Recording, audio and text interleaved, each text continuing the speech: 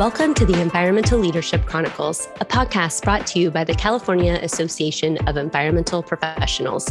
In this episode, we feature Carey Fernandez.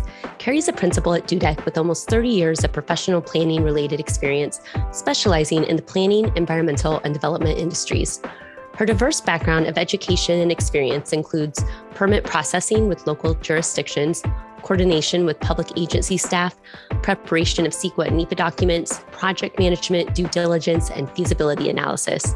She has also served as project manager and primary author of many environmental review documents throughout San Diego and Imperial counties, including the San Diego County Wind Ordinance. She also works with several Native American tribes in the Western United States in the preparation of tribal environmental documents. Through this experience, she's developed a broad understanding of policy, planning, and environmental issues she discusses with us. Thanks for listening, and we hope you enjoyed this episode.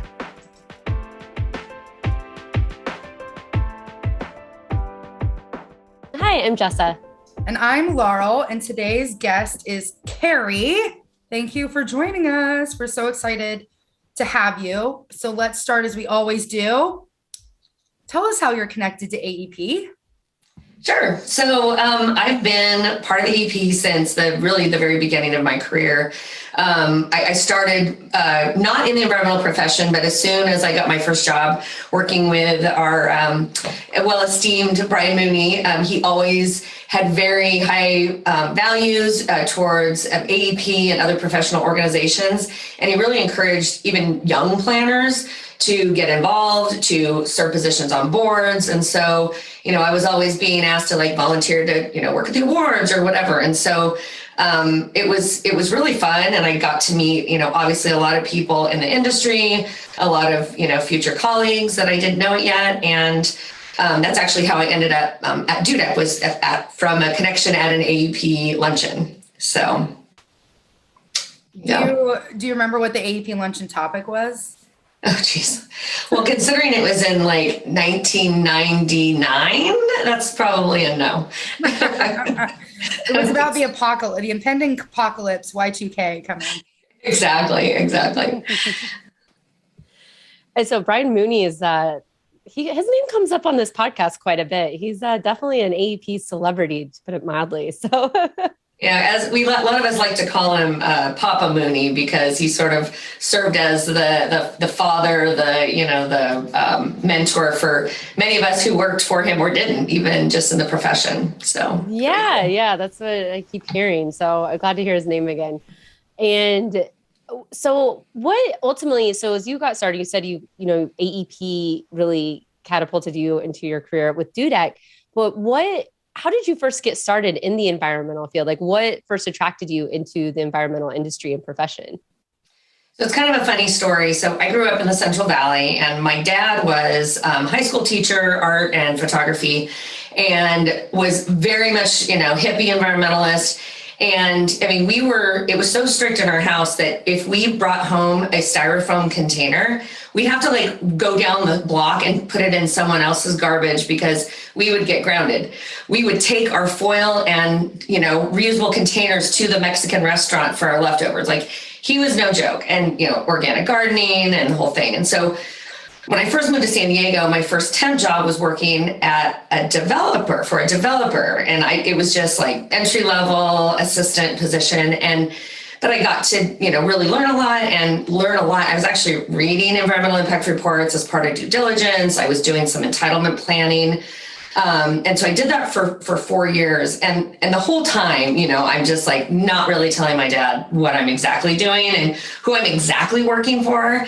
And so at the point in my career when I was going to go to grad school and I was going to make a decision on what I was going to do, I was going to try to do more maybe urban planning. I wasn't sure.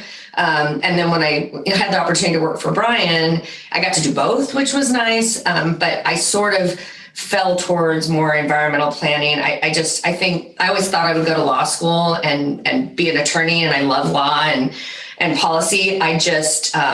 I didn't want to go to law school. My husband's an attorney, and I saw that. And I much more rather, just interpret the laws on a daily basis. Did you say that? Sorry. On a daily basis. And so it's just been very much a natural fit. And I'm 92% CEQA and NEPA practice. And I do a little bit of policy planning still. So. That's great. I love that the stories about you growing up and hiding the styrofoam and it's, you think about like typical stories about what kids are hiding from their parents. And yours is like, no, we're hiding the styrofoam and this. I was doing that too, but it was also styrofoam and it was great. I mean, my dad has since passed away, but it definitely, we still feel it, my sister and my mom and I still, are like, what would dad say about us, using all those paper towels, whatever. Jessa, I'm laughing because my family's the opposite. My dad's a developer. And so when I was studying environmental studies and economics, I was hiding all of my eco-friendly lifestyle tips from my family. And just slowly as a more mature adult, I try to divulge what I'm doing and maybe we can change their portfolio a little bit. But yeah, it was like, my parents still monogram styrofoam cups and carry them around drinking their ice water out of styrofoam. I just shamed them. Sorry, parents, but it's the opposite of how Carey grew up. That's funny. Yes, I love that though. Like what an impact to have, because I think, I was talking about this recently with someone where I feel like depending on what area of the country you're in and what industry you're in, can be very socially acceptable or unacceptable to be using styrofoam or single-use plastic or water, like reusable water bottles or single-use water bottles. And so I love that that's what you grew up with and already had that mindset and, carrying it with you. It was definitely not common where we lived. I mean, I Central Valley was, not progressive, let's just say. But even like he was the student or the teacher advisor for his high school's Students Against a Vanishing Environment Club. And he would have like in the rally court, he would have, somebody come from UC Santa Cruz and talk about how much water is used in livestock. And he was almost fired because all the farmers and ranchers in town wanted his, said that he was not supporting the local economy. I mean, it was pretty crazy. Yes. When you said Central Valley, that's what I was thinking. I'm like, oh, that seems surprising to hear that. And so, growing up with this and with this mindset of your dad and his influence and getting in, through development and now with CEQA and as an environmental planner, the word sustainability comes up quite often. And what does sustainability mean to you? Like, how do you define it? And what do you see the future of sustainability? It's interesting over the last, several years as our company has evolved and things that didn't even exist 5 years ago, certain practices, certain requirements, general plan elements that didn't exist before. We're seeing that it's so interwoven. The sustainability discussion is climate change and how we adjust and adaptation. But it's everything. I mean, everything's so interconnected. It's water supply. It's air quality, and just really everything you can look at. It goes back to if we're not thinking about sustainability, we're basically headed for doom. And so I think there are a lot of really great policies, legislation that have occurred that help us to be thinking about it. But I think the whole, it has to be one comprehensive solution and thoughts about it. It can't just be, we're just going to, recycle. It's like, no, we need to reduce the amount of consumption. And how do we do that? And, you mentioned single-use plastics and things like that. I mean, I was just thinking today, I haven't had a new coffee maker in several years, and I absolutely do not need another coffee maker. But I thought, I wonder and then I just thought, what am I doing? We can't do that. That's not sustainable. That's not, to continue to do those things. And I think, as there's, especially in maybe Southern California, where we have ample goods and the economy's great, and it's, this, our first world problems, finding better ways to communicate to, the broader context about how we can address, our individual contribution, our corporate responsibilities, contribution, and then obviously our industry, we're not advocates necessarily, but at least the educational component, I think, is really, a good thing to be striving for.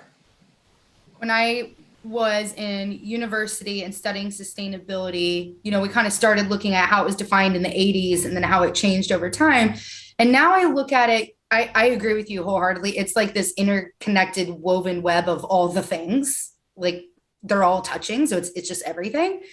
And for me, what really struck home, I'm interested in your opinion on this matter. What really struck home for me was the disproportionate environmental hazards and benefits based on community type. So like environmental justice, for example, polluting low income communities and citing particular projects in those areas because the land is cheaper and then it keeps them, sick and poor. And that is what really, at first when I studied it was like, I wanted to save the fish and starfish and the seahorses. And now I'm like, I want to save the people. Yeah. Well, it's interesting. It's a self-fulfilling prophecy too. It's not always that industry goes to those neighborhoods. A lot of times the industry was there and then the communities can't get out from under because who would move there? Who would redevelop there? And I've had projects in the Wilmington area, about Los Angeles and, Barrio Logan and some of the others, that just those are Southern California examples, but that, I've really been impressed by like City of National City, for example, that have really tried really hard to, their whole city has like patches of EJ communities, and so because they had a bunch of in non-conforming land uses and since they've updated their general plan, it's sort of like they kind of took the bull by the horns and said, it starts with the land use policy and then it's political decision-making really standing behind those, those policies. And so, I agree. I think, our planning and urban design group, we're doing a lot of environmental justice work, both in general plans, but also in other types of policies. And it's sort of taken off like wildfire. I think just the understanding of it all. I mean, we're talking about, obviously the redlining that occurred historically in different communities and how we ensure that we untangle ourselves from that. Because a lot of the stuff, it's really still there and pervasive. And you're right. Like, I think the city of San Diego is great. They use the climate equity index to help in their decision-making and at least as a fact to help in the decision-making on different things. And, I just think that the equity part of it is again, it's like sustainability. It's in everything. There's nothing that we can't be, talking about. And organizations that have always been a little bit a thorn in the side of the CEQA practitioner, like Environmental Health Coalition or other, they're keeping us honest and they're making sure that, they've been banging this drum for a long time. And I'm glad it's finally the stuff they've been talking about is actually on the front page of the newspaper, so I think it's a positive thing. Absolutely. Thanks for sharing that. I'm really interested in what are some of the, I don't know if coolest is the right word, but what are some of your favorite projects that you worked on in your career that have significantly improved economic development or sustainability in a community in California? One that'll seem a little off maybe, but I prepared one of the first tribal environmental impact reports for the Tuolumne Rancheria up in Tuolumne County. And it was one of those, I was doing an unnamed tribe at the exact same time. And Tuolumne partnered with the community, the tribe really partnered with the community. Like the head of the prison was the chair of the tribe. And it was just this very organic, and it was a casino. It was one of the first, under the compact in 1999. And it was, it has absolutely changed the lives of every member. They've super diversified their economic development. It really brought, the level of poverty that particular tribe, was facing. It allowed, funding of tons of environmental cleanup on, different properties. It allowed for a lot more, just investment in infrastructure that they didn't have before. And they're truly partners in that community. And And it just, I was able to see that over the course of time. At the time, it was very challenging, obviously controversial and things, but it ended up being a real, not just amenity for the tribe, but really for the community as well. So that was one of just a really, first of its kind for me. And then there's been lots of other projects that, one of my favorite projects of all time was the Chula Vista Bayfront Master Plan EIR, which was, I'm able to now work on implementing projects that are coming to fruition. So it's going to change the west side of Chula Vista, not quite yet, but I foresee just how, really cool that project has been. It's not every day that we hear, a tribal project or, a casino project. I hear lots of tribal projects that are cool, like really cool habitat restoration projects, innovative like pilot studies on how we fix that or this or that habitat. And so thank you for sharing the casino, because I'm always interested in how I've only worked with tribal entities as stakeholders in a project. They've never been my client, other than one time I worked on this tiny, tiny little thing for the Torres Martinez tribe in Imperial Valley. But I'm interested to hear your take on how, did they partner with a funding institution, or was it completely tribal led? Was it their vision? They wanted to develop it. Like, how did that whole thing come together? So under the legislation at the time, and I think it's changed a little bit, is that if a tribe was if they did not have another tribal investor, so if they had a private, say Harrah's wanted to come in and be the investor developer for the casino, that was a federal action under the National Indian Gaming Commission, which is a NEPA process. So what the state compact allowed for was that if they were not going to be funded by a private institution and was another tribe, and the Yavapai Apache in Arizona had an investment group and a development group that was able to act as the sort of the sponsor of it and funded, because they had successful ventures for many years.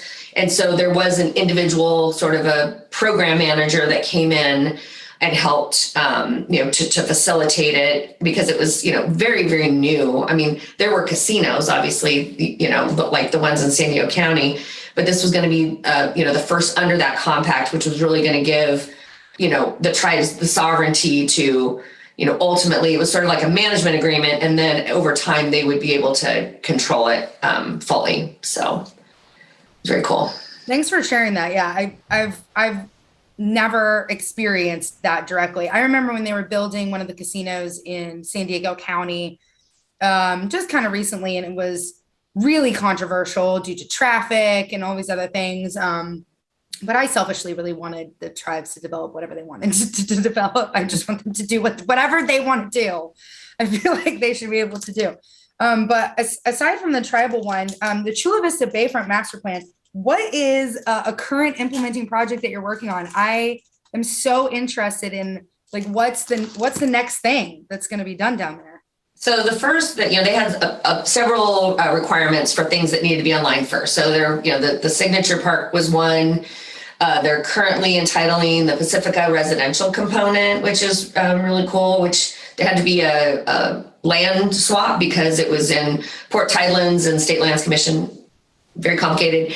But they're about to break ground on the Resort Convention Center, which is, it's Gaylord, Marriott. And if you've ever seen other Gaylord properties throughout the country, they're very unique. So that just got their financing approved. And so they're kind of laying backbone infrastructure to get that stuff done.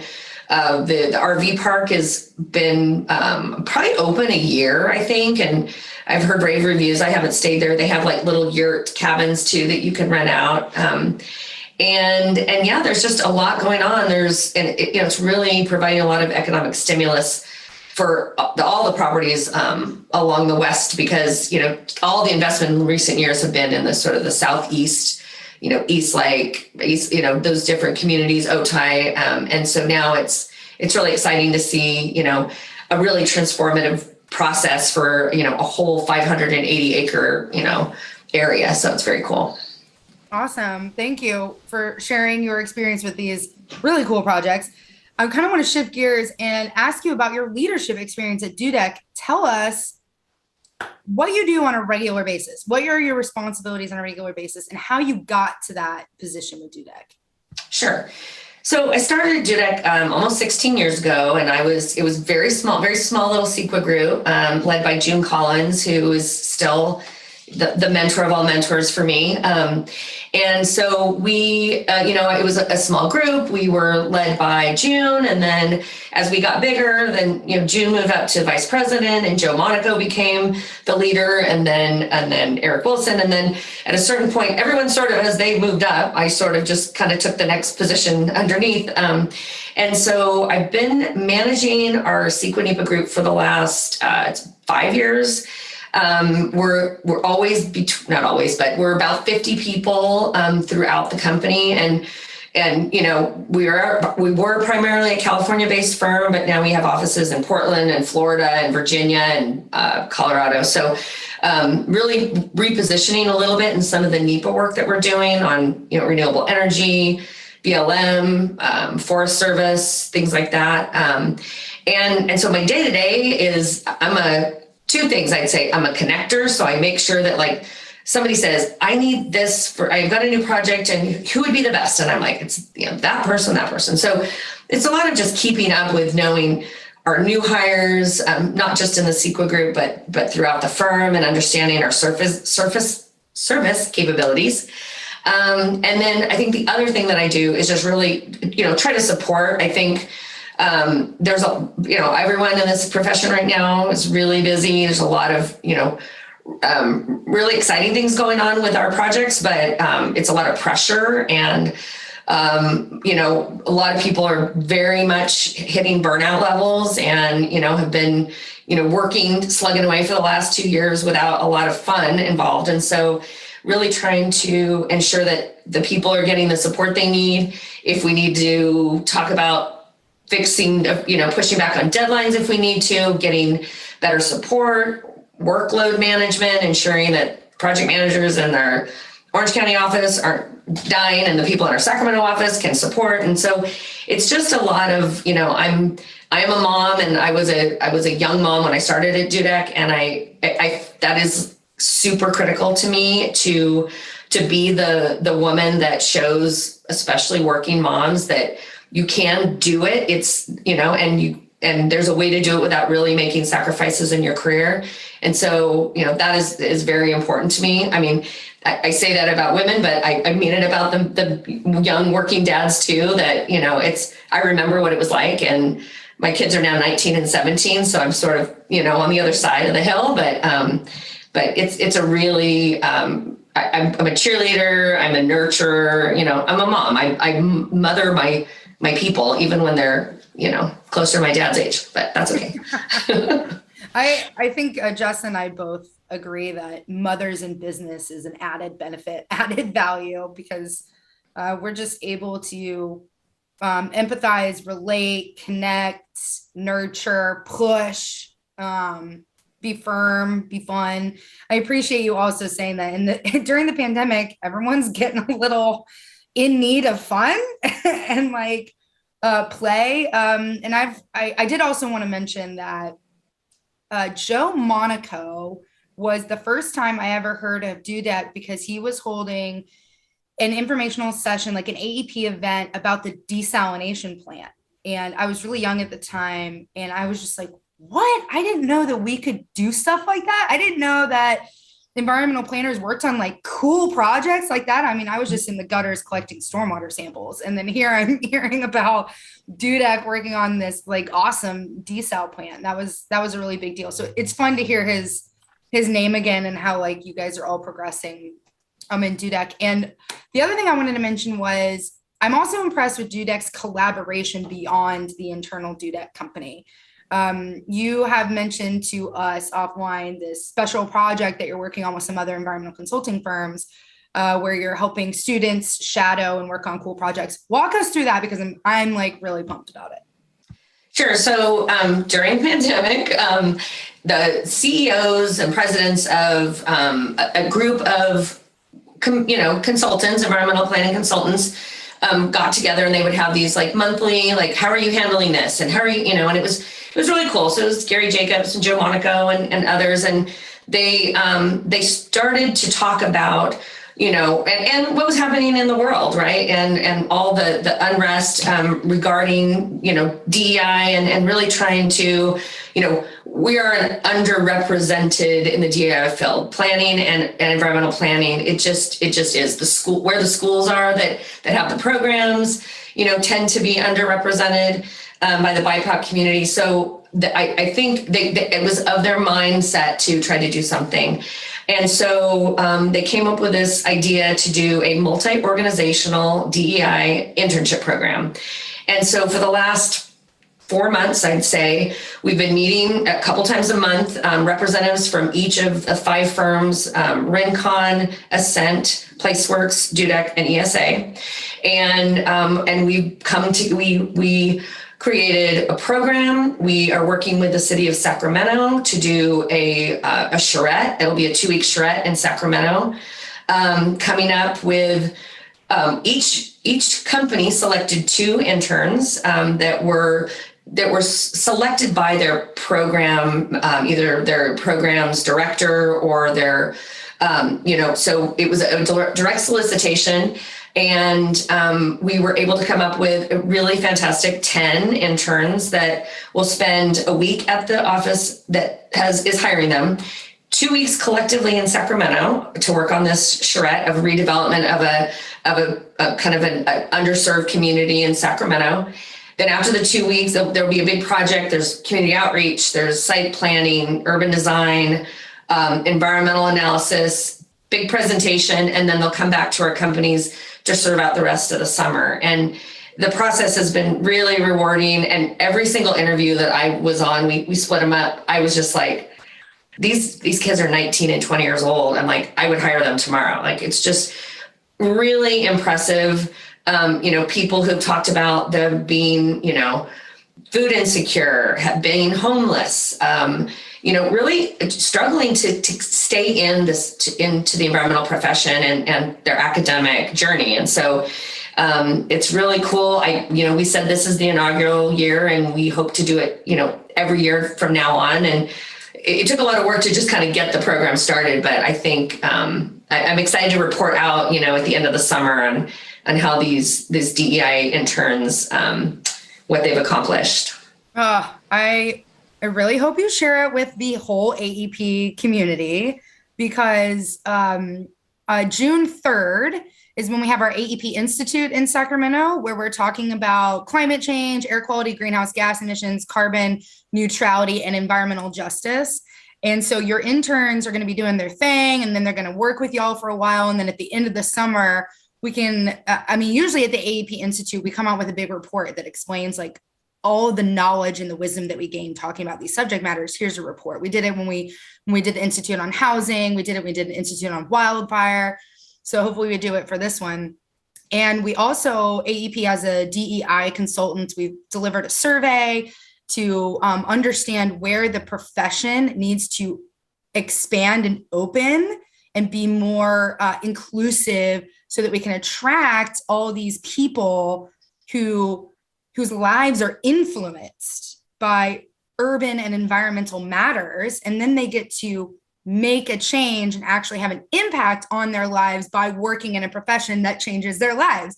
And I feel like the AEP Institute, coupled with your initiative and your interns, would be a really influential experience for our profession, like a really awesome deliverable in 2022 to say, look, we really leaned in and investigated how we can do better as a profession. So I hope you'll share that information so that AEP can like open its doors bigger.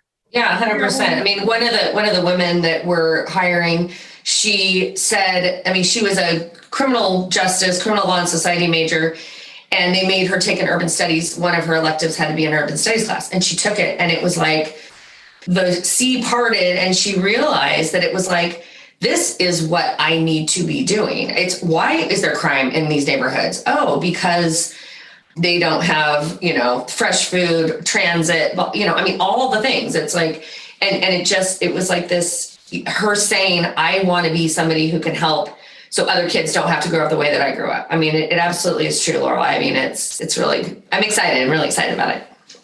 It is so impactful and so powerful to hear that. And just the potential this program has is amazing. And I'm thinking, as you're speaking about planning and, Laurel's a planner and your peers that we've talked to on the podcast as planners, you are also talented at seeing the big picture and how all the systems are connected and how you pull one thread, it unravels another. And I think it's just such a gift and skill to have to drive this real change and not put Band-Aids on issues. So I love hearing you talk about this program and like the students coming up. It's just like, it gives me chills to think about the impact it has and like can have throughout, the years. Like, as you said, you're just getting started. So would love to hear updates on that and have you back too, to talk about that. Would be so fun.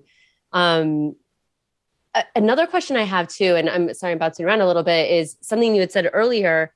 And, I'm hearing all this involvement you have with, leadership and mentorship and doing your, CEQA, your day job at the same time. And, you mentioned burnout. And how do you, as an individual, how do you protect yourself and your energy to prevent or avoid burnout? I think it's inevitable in certain times, right? I mean, I think it's part of the job, and I'm okay with it. I mean, I understand, our clients, we need to make sure that they're getting what they need. But I think, for me personally, I think, one, I have to exercise every day. Like, it is it sets my mind. I go first thing in the morning and, sometimes I've forgotten I even did it. It's so early and I'm half asleep. But I think that helps me just to get a really stable sort of emotional, like, let's start my day and whatever. I also think that I work at a firm that's always been really, flexible. And if I need to, I'm just having a rough day, I got to walk down to Swami's for 30 minutes and come back and, just kind of reset. But I think that, for the people that I'm seeing the burnout is, being able to talk about it with somebody, with your supervisor or with a peer, and say, it's maybe not as big and as overwhelming and as horrible as it looks on a piece of paper. It's sort of like, let's figure out what you can do today and then the next day. And let's not think about all these things that you've got on your plate. A lot of it, I think, is just a mental, like, anticipating how crazy it is. And then also, right now, we have to be able to push back on certain things that, unrealistic deadlines or, I just think we have to take care of our people. And so, supporting a little bit of that pushback. But we just went to a flexible leave policy where people, we're encouraging people to take the leave you need. We don't want you to take it in a mental health leave. We want you to take it as, I need a Friday to go to the spa and to get, reset or, take a couple weeks and have a fun vacation and feel like you're coming back. Because I do know from things like maternity leave, those clients are still there when you get back, whether it feels like so overwhelming to leave work for a little bit, but it's, it's really important. And, sometimes I'm doing a little bit of the shoulder tap, like, you have not taken a day off this year. Like, it's, about time. So, I think just being aware of it too, and, helping to coach people through the most stressful times. And like, I have some people, they just like to work weekends. Like that's their style. And I'm of a big philosophy that you should work weekends and maybe an overnight, like twice a year, not 52 weekends a year. Right. So, I'm trying to just keep, manage expectations and things like that. Thanks for being the person in leadership who's not afraid to push back on unrealistic deadlines. Our profession right now, there's more job opportunities than qualified professionals. And so it's ever more important that we take care of our employees and stand up for them. And just because a lot of us are at home and we can work a lot more because we're not commuting, I think it's very impressive that you said, oh, you should only work a couple weekends a year. I mean, throughout the pandemic, there was never not a time when I wasn't working on weekends. It was constant. And that is nothing else to do. Yeah. I mean, I'm kind of bored of my husband. Like, what am I going to do? No, I'm kidding, but also I just think life is going to be a little bit different, and Dudek instituting more flexible policies, I believe that's going to be a competitive advantage in attracting talent as well as attracting clients. And I think over time, our profession, the environmental consulting, businesses, developers, enterprises, it's going to be a lot more flexible. And I don't think, I agree. There's a lot of people that are like, I've got the energy to work on a weekend. I'm one of those. There'll be a Saturday where I'm pumped, and there's a Monday where I'm not.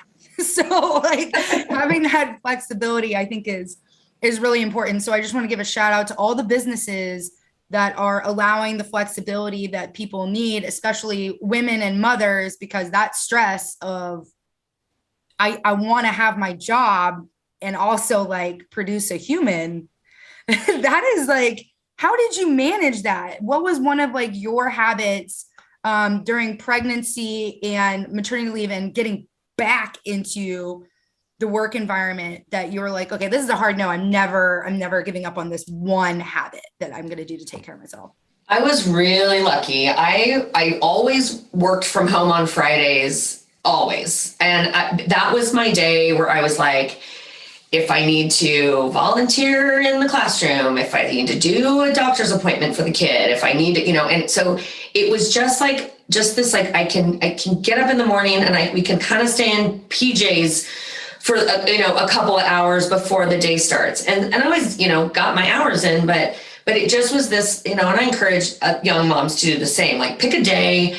It's hard to get all the stuff. And I used to say that, it's not being a mom or being a worker. It is, you're responsible for 22 baggies of carrot sticks on Tuesday, and it's 100 days of school day. You need to find 100 pennies and bring them in a baggie. I mean, it's like all this little stuff that mothers have to think about, and fathers too, but mothers have to think about. And so just really having a day where you're just like, I just need to, do it. And I think that really was something that, it was only probably, I'd say maybe in the last 5 years that I just really started, like, I come in on Fridays because I don't really have a reason not to, but I think that was really important. I also was, at certain points I had a carrier and I was bringing my kid in and being like, I have a call, can you watch her? And I would run down the hall and do my call and, run back. I had an extra saucer in my office on the days when I just had to bring my kid in, and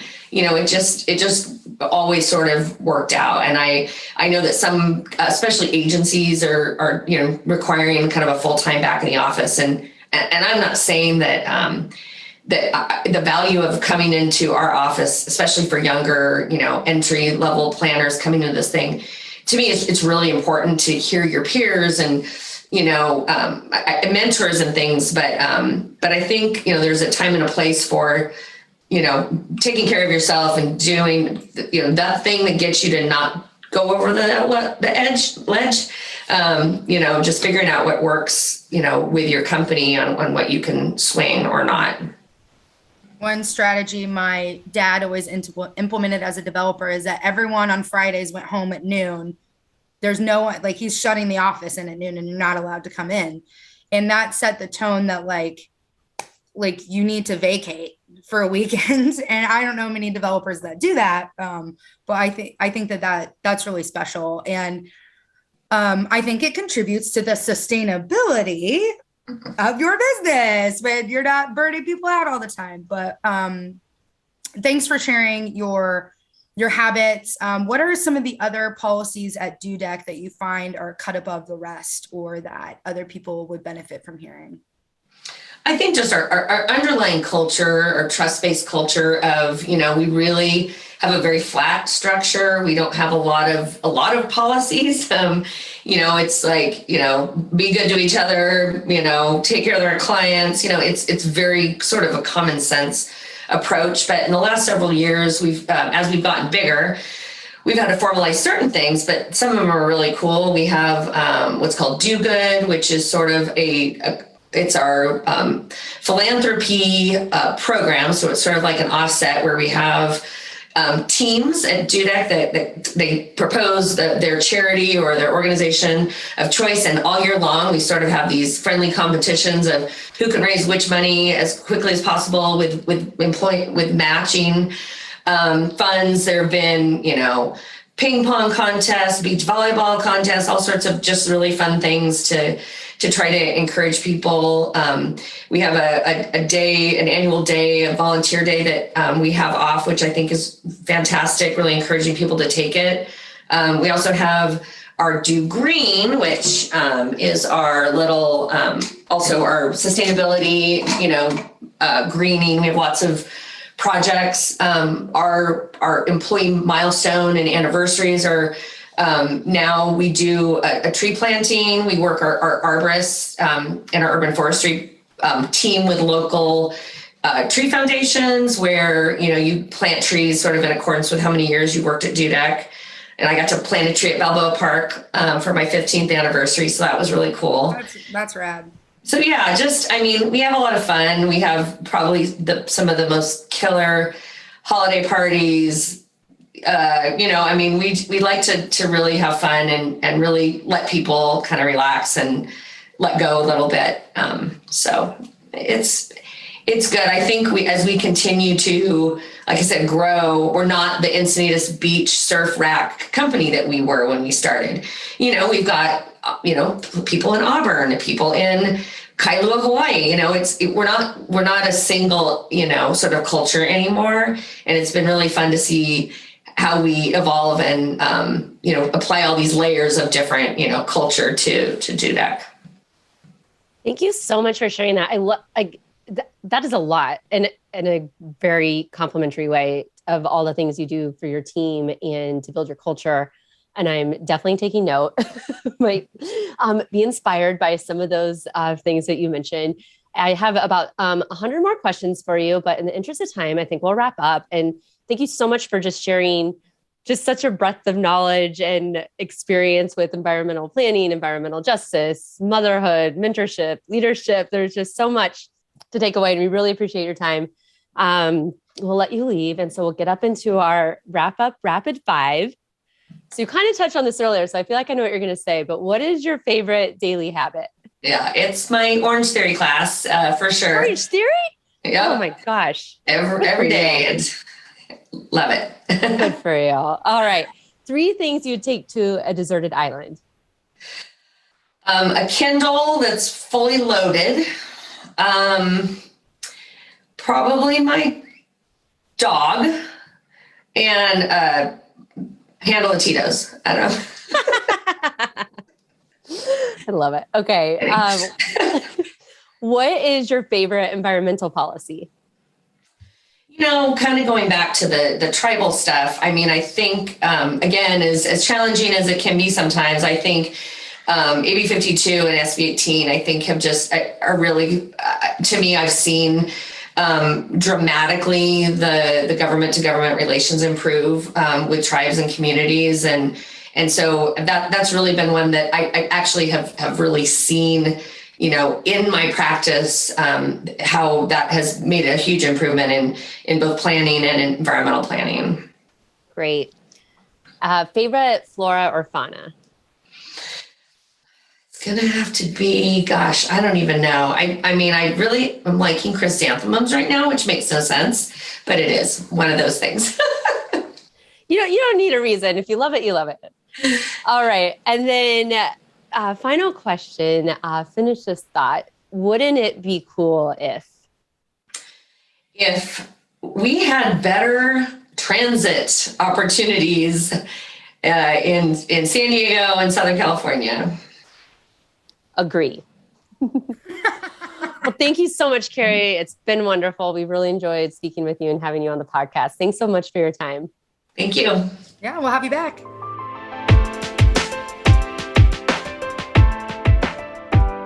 Thanks for listening. If you enjoyed this episode, please subscribe to be updated when new episodes are released and leave us a review to let us know what you think. It also really helps us to share the podcast with others who may enjoy learning about the environmental industry. If you want to submit a shout out or any feedback, please send an email or voice memo to podcast@califaep.org. The email again is podcast with an S, podcast@califaep.org.